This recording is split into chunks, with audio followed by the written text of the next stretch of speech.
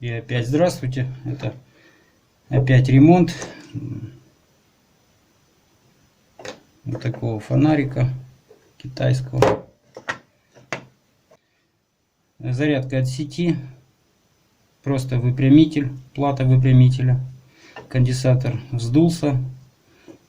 Резистор почернел, в общем, накрылся. Написано же не включать во время заряда.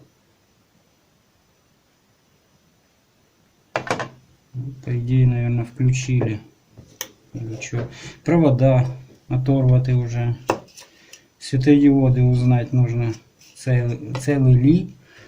Узнаем блоком питания отдельным. Подключим временно. Так, минус. Плюс. Есть 4 штуки. Тут 5 штук есть. Светодиоды, слава богу, целы. Значит, будем разбираться с этим резистором, какой он тут нужен. Схемы этих зарядных стандартные. То есть резистор здесь высокоомный должен быть на килоомы. Сколько будет видно в будущем. Диоды перепроверить. И конденсатор заменить. 50 вольт 100 микрофарад. Поставить другой. Ну так вроде все целое. Сейчас припаяю это все.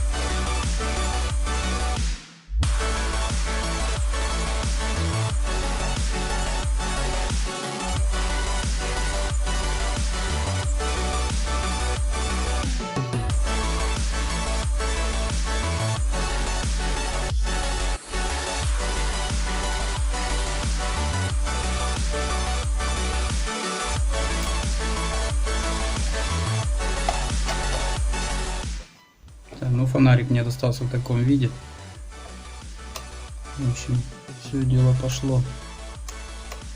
Батарейка полуживая, но думаю, восстановить можно зарядом долговременным. По-моему, 16 часов время заряда.